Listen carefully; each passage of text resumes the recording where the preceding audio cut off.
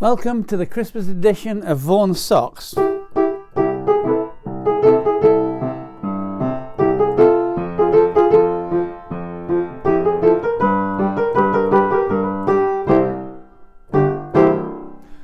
We're going back 54 years to 1966 when I was hauled up every year to play for the residents in an old people's home in Newark in Nottinghamshire, which is about 120 odd miles north of London, and it's where I was brought up.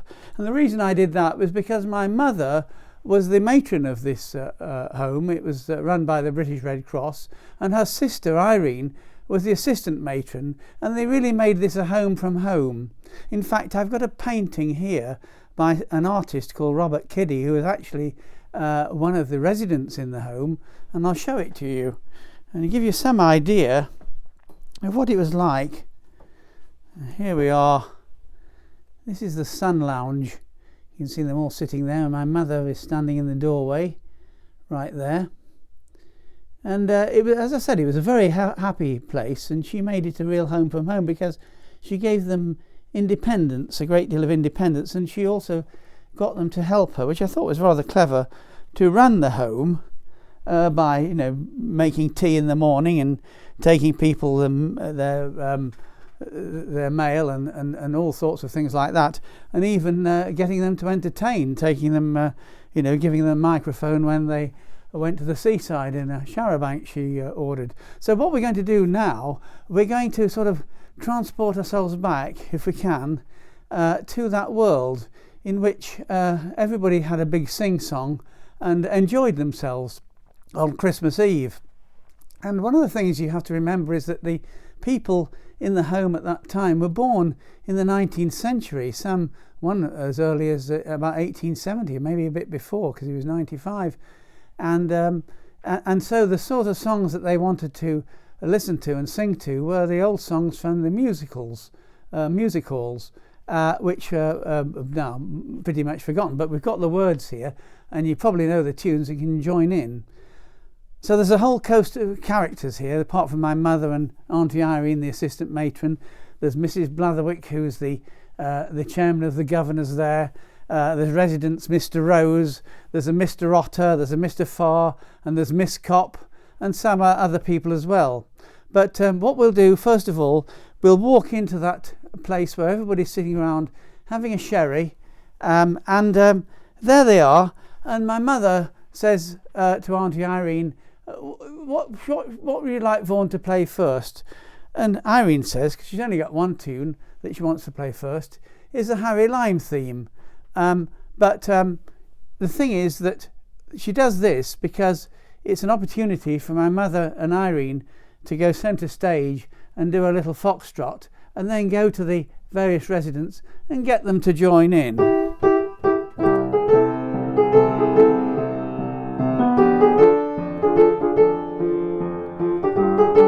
Come on, Mr. Farr, you can do this. Come on, Miss Cop.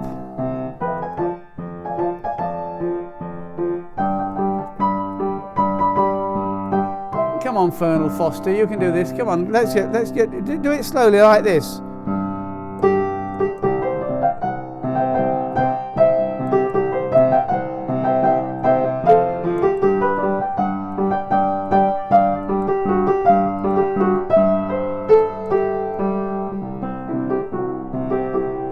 Bit slower, Vaughan. That's it.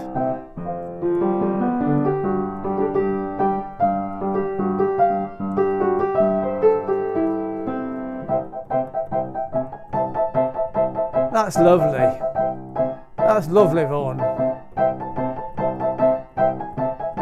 Keep on. Come on, Mr. Farr. You can do it. That's lovely.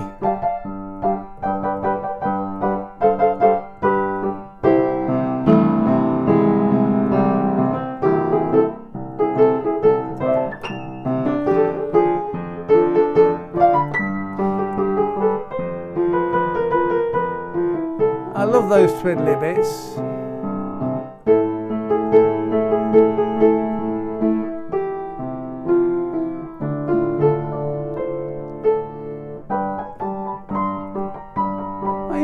That's a bit, Miss Cop. Come and sit down then. Have a sherry.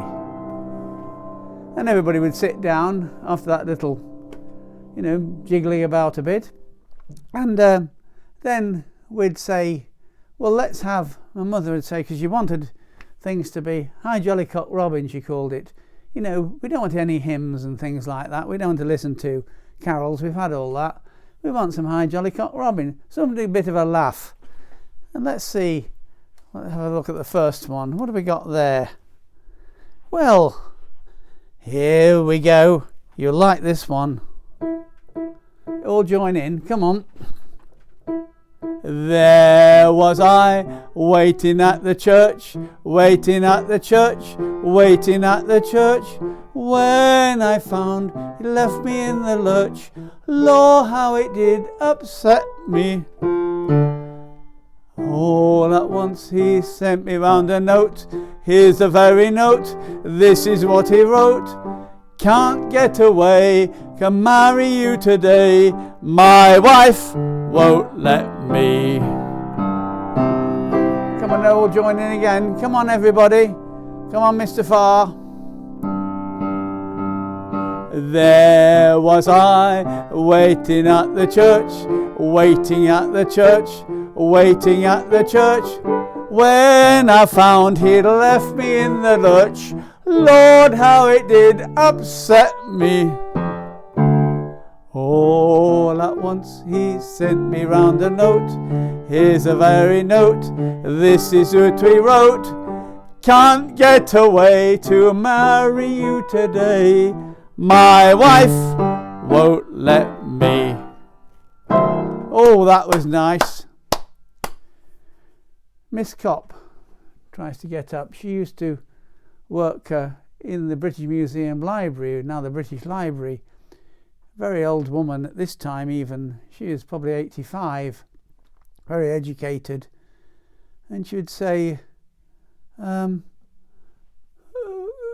we sing Abide With Me? My mother didn't like this very much, but she went along with it. She, come on, Miss Cop, let's have a go at it, shall we? Abide with me, oh,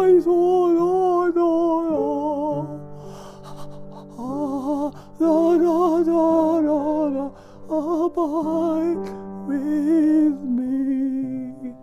Go on, Vaughan, play it softly for her. Go on. Another one. Come on, Mr. Cop, you do it again. Abide with me. You're doing well. Abide with me. Everybody thought, very good indeed. Oh, do you have any Brahms? Oh no, I don't think. Well, have some Brahms later. Let's have a bit of Hi Jolly Cock Robin now.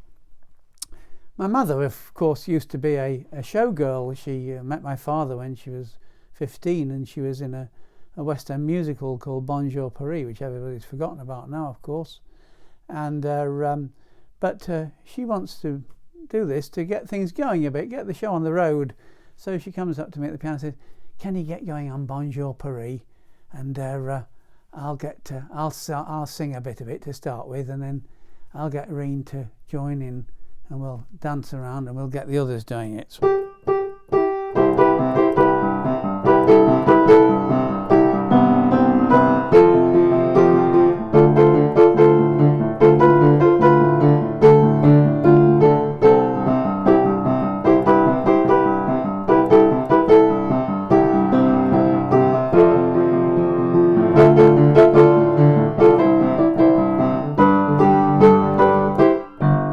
Paris, when night is falling, Paris, I hear you calling. Paris, famous old land and sea, Paris, my gay Paris, Paris, when night is falling, Paris, I hear you calling. Paris, land of London sea. Paris, oh gay Paris, Paris. A bit of a countdown. Come on, Miss Cop, let's get to this. Come on, Colonel Foster. And some of the old dears get up to dance. She even gets one doing the can-can.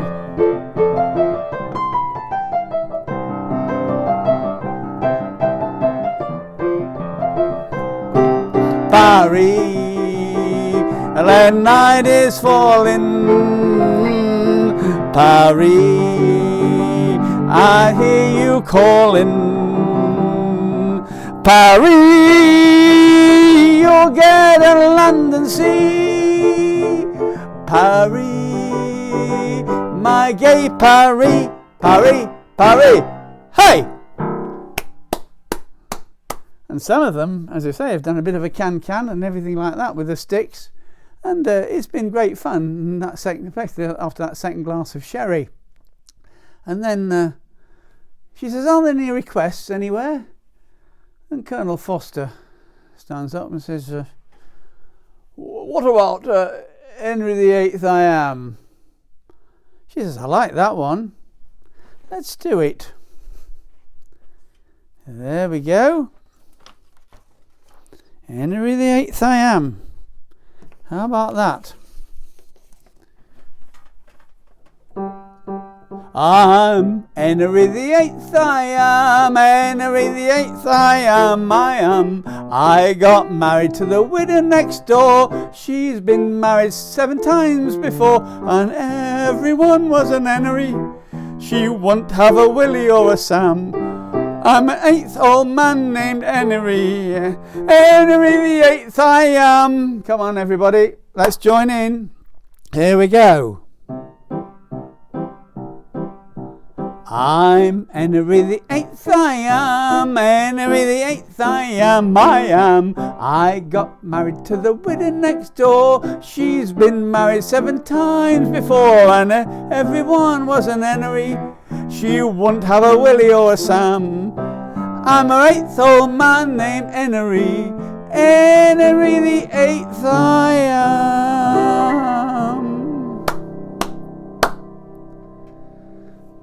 That goes down very well, but the thing is that some people want to sing some of their own songs, and Mr. Farr stands up. Mr. Farr was a butcher in the town for many years, and he was a war hero in the First World War. He got the military medal, and he was a private in the First World War, as Colonel Foster was a colonel, and he got the military cross, which was the officer's version. But they do sit next to each other, these old soldiers, and class and rank don't matter anymore because they both experienced the trenches on the Western Front, and it's very touching to see them talk to one another.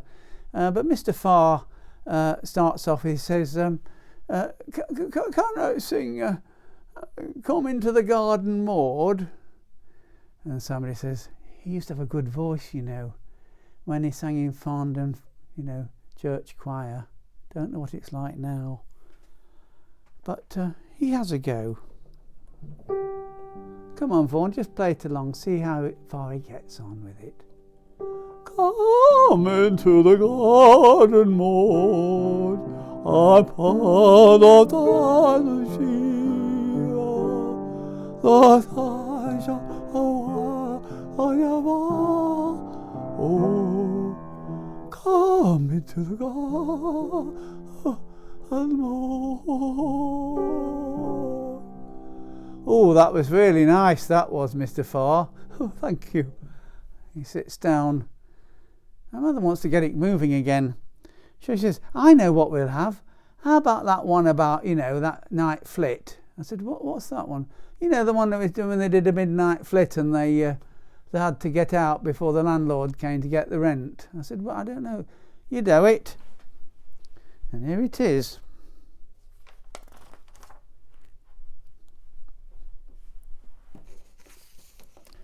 Are we ready for this one? Don't dilly-dally on the way. Getting away from the landlord in the midnight. My old man said, follow the van and don't dilly-dally on the way. Off went the van with me own packed in it. I walked behind with me old cockle in it.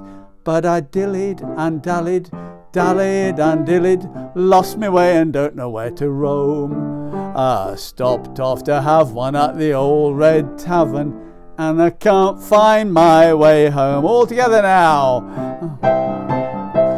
Follow the van and don't dilly-dally on the way. Off went the van with the old man in it.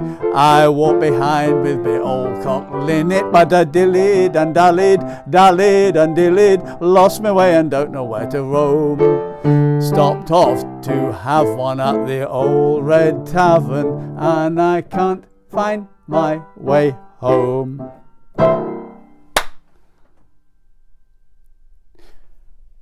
The vicar comes in, sits in the dining room. Hello, vicar. Oh, you know, he's an important person. Hello, Mrs. Grills. I've got a book of carols here for you. I'm sorry I'm a bit late. I thought you, might want to sing some carols. He'd be standing in the hall listening to this don't dilly-dally on the way and so on. My mother says, oh, that's nice, isn't it? But Major Organ of the Salvation Army, they were here at 4 o'clock, in the hall. They did all the carols. They took the roof off, didn't they, Reen? Trumpet playing. Oh, it was loud. Well, it's nice, though. Anyway, so we've had some carols, but, it's nice to... Now, my mother thinks quickly. She always thinks this. She says, well, Mr. Elliot, you were in the Navy, weren't you? Weren't you in the Navy? Oh, yes, I was. I got up to lieutenant commander, actually, but I left. I was in Cyprus and in Far East. I thought you were. You were in the war, weren't you? Yes, I was. And I took holy orders afterwards. Yes. I tell you what we can do for you. Why don't we sing Ship Ahoy? That's what... Oh. Yes, that would be very nice. Why don't we do that? That's a nice one. Yes, I remember this. All the nice girls love a sailor. All the nice girls love a tar. Though there's something about a sailor, well, you know what sailors are. Bright and breezy, free and easy, he's a lady's pride and joy. Falls in love with Kate and Jane, then he's off to sea again. Ship ahoy, ship ahoy. All together now. All the nice to love a sailor, all the nice girls love a tar. For there's something about a sailor that you know what sailors are. Bright and breezy, free and easy, he's the lady's pride and joy. Falls in love with Kate and Jane, then he's off to sea again. Ship ahoy, ship ahoy. Well, that was very nice, Mrs. Grills, very nice indeed. I like that very much so. My mother looks round for somebody else to volunteer a song. And she goes over to a man. She likes all the residents, but this one she doesn't like very much. He's a bit challenging in a way. It's Mr. Atter. He's a wealthy former butcher. He's also a butcher, but he's obsessed with money. He's made a lot of money, and he presses Auntie Irene, the assistant matron, all the time to marry him, basing on the fact that he's so rich. But he fell out with the mother because he once said to her that he said, oh, through the war when there's rationing, because as a butcher we had lovely cuts of meat, oh, we did look after ourselves. Mother said, well, I don't think I'd say that to many people. I don't think many people would like it. Anyway, she forgets all that and she walks up over. Now, Mr. Atter, what would you like to sing? And of course, given his interest in pecuniary matters, he chooses this.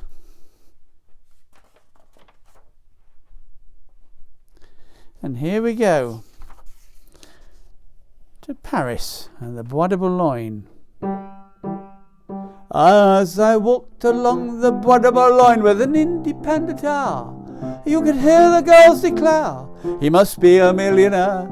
You can hear them sigh and wish to die. You can see them wink the other eye at the man who broke the bank at Monte Carlo.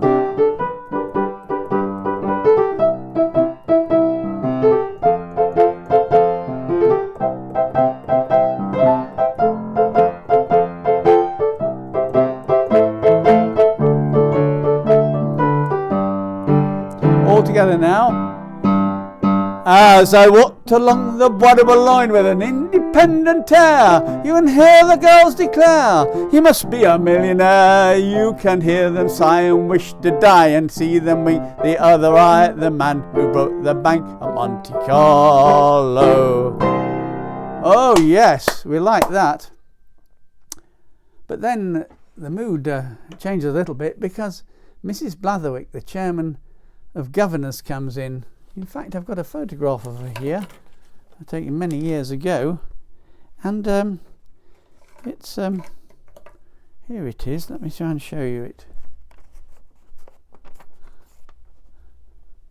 There's Mrs. Blatherwick, just on the left here. There she is. She's rather a stern lady, well-meaning. There's my mother. That's some opening of something, Mrs. Blatherwick. And you know, she's one of these lady bountiful types who's a stalwart of the town, does many things, and is really very grand.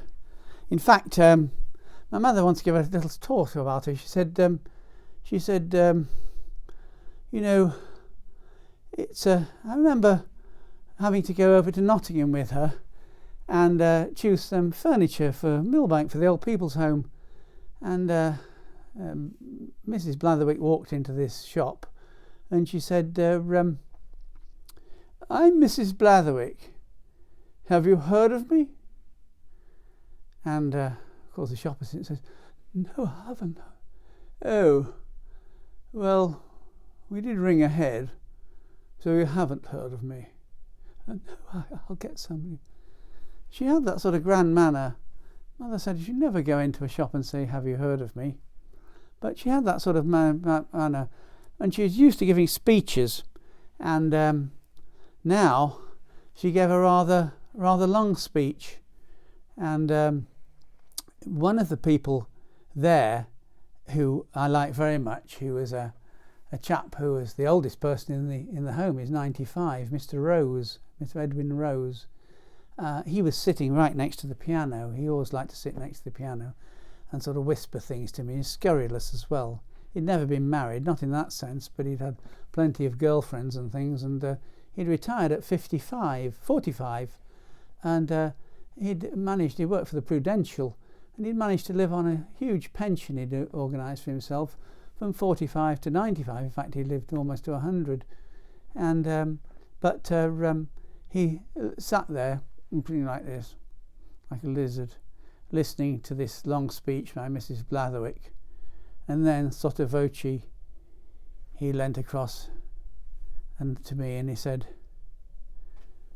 she's not called Blatherwell for nothing, you know. I nearly collapsed with laughter. I had to sort of stop myself. But he was wicked like that. He could say these sort of little things, charming and were wicked. And anyway, when she'd finished, my mother then said, what are we going to have now? Well, one of the things I did like to do was to be reminded of when she used to take them in a charabanc once or twice a year to the seaside, to Skegness. And so what was the next one going to be? Well, you can guess. Here we go.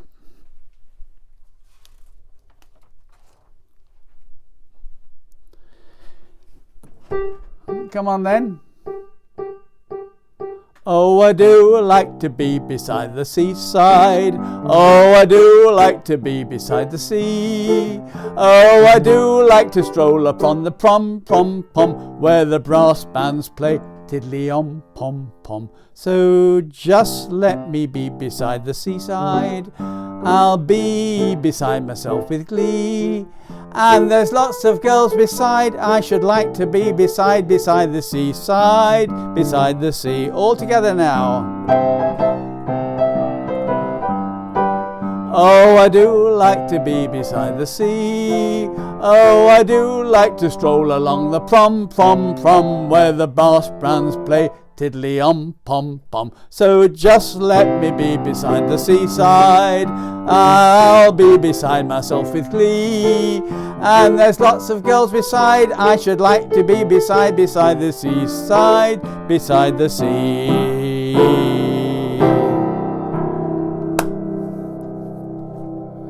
Mrs. Blatherwick looks up and she's absolutely lovely. And I just think that Mrs. Grills, if we could, maybe round off with a carol before we adjourn to the Sun Lounge for drinks and mince pies. And I thought, oh yes, of course, yes, we'll do that. And I say, well, what carol shall we sing? So Mr. Rose leans across and he says, what about God Rest Ye Merry Gentlemen? And he stands up and he holds onto the piano and he has a go at singing.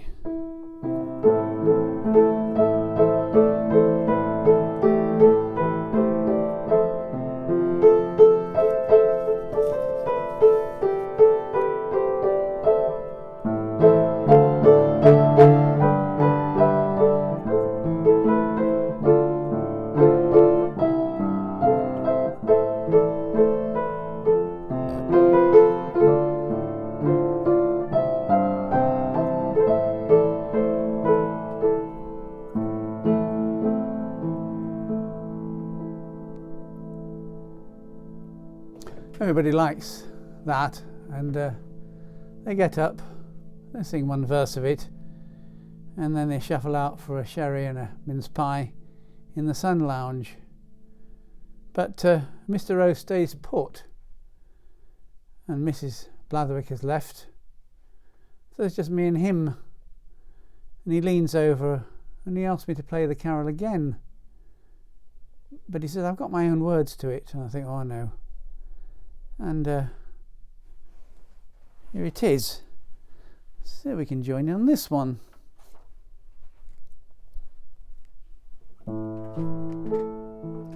It was Christmas Day in the Cork House, the happiest day of the year. Men's hearts were full of gladness, their bellies full of beer. When up popped Private Shorty, his face as bold as brass. He said, you can take your Christmas pudding and stick it up your tidings of comfort and joy, comfort and joy. Oh, tidings of comfort and joy. It was Christmas Day in the harem. The eunuchs were standing around, while lots of lovely women lay stretched out on the ground. When in strolled the great Sultan and gazed at his marble halls and asked, what would you like for Christmas, boys? And the eunuchs answered, oh, tidings of comfort and joy, comfort and joy. Oh, tidings of comfort and joy.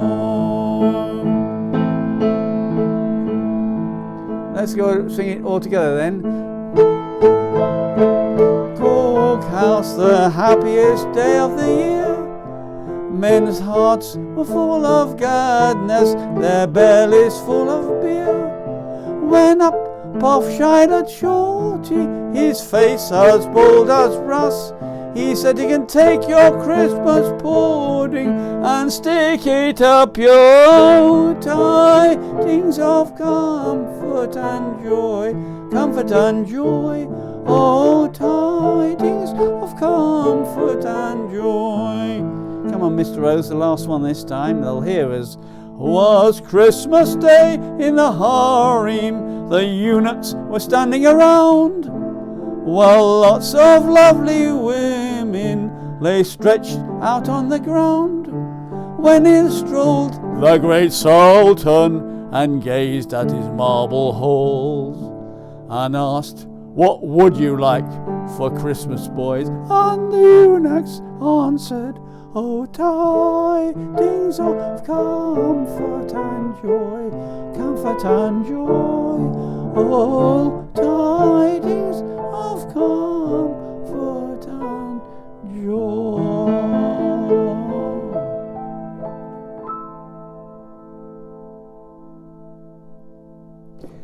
One of the things about my mother is she encouraged a personal spirit and independence with people, and I came across this little thing that was written by one of the residents, a woman, and I hadn't read it before, a couple of days ago, and I didn't know whether to read it all out, but I will actually, and it won't take too long. And she said this, she said, "On the busy road leading from the Fossway to the Great North Road is situated a large Georgian home for the aged, which is organised by the British Red Cross, although the stream of non-stop traffic drones by its doors and windows, but peace and tranquillity dwells within." On entering this ancient building, one feels the glow of comfort and contentment radiating from its walls. One sees the residents reclining in their chairs, with their thoughts perhaps wandering back over the years, filled with joys and sorrows, or contemplating the life to come in higher spheres, who knows? Whatever these thoughts, the kindness and comfort that is given by those responsible for their welfare, especially Mrs. Grills, is sufficient to strengthen and hold them in this, the twilight of their years. The clatter of the early morning cup of tea is surely a much appreciated sound to welcome the day. Creaking bones and aching limbs are soothed by its arrival. The exchange of morning greetings reveals the true fellowship of a happy family. One hears the voices of fathers, mothers, grandpas and grandmas, and not least the chirpy greeting of Jackie the Budgie, who has been a resident at Millbank for many years. So let us leave this little family and wander over to where the aroma of bacon and eggs is in preparation entices the nostrils. This is the domain of the cook, who has been baking the old-fashioned fruit cakes and Irish stews for the past 18 years. What a record, what a witness to the good name of the home as she sings and bakes away. Ah yes, the postman gives the show away. Hurrah, hurrah, Granny's birthday day today. She could have spent it all alone, without a soul to know. But no, a bottle of wine and birthday cake, with a song or two, for old time's sake, contributes to the special atmosphere that makes it seem as if this is indeed home. There is no excuse for unkempt and lagging hair, for one of the leading hairstylists in Newark is ever ready to bring out the highlights, bringing beauty and glamour to all who desire to keep their youth in spite of aging years. Fallen arches, corns and warts, likewise those feet that need attention, are given help through the old age pension. When holiday time comes around each year, their souls are not forgotten, for Mrs. Grills the matron packs them in a bus and takes them to enjoy once again the childlike jollity of the seaside. And as they listen to the happy laughter of children, the splashing of the waves against the rugged rocks, do thoughts perhaps pass through their minds that once knew the meaning of giving such pleasure to their own children? Who knows? The present scene is, and feeling of joy is enough to uplift ages' hearts. And so the days come and go, bringing with them all that goes to make a life of happiness, sorrow, peace and pain. Yet it is that warmth and loving care of Mrs. Grills and her staff. The fire still glows. The face can smile. And we can say that life's worthwhile. So thank you, Matron Muriel Grills, for all you do to make us happy. We, the blessed few.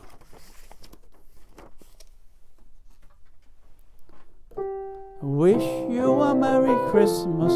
I wish you a Merry Christmas. I wish you a Merry Christmas and a happier New Year. Thank you for watching.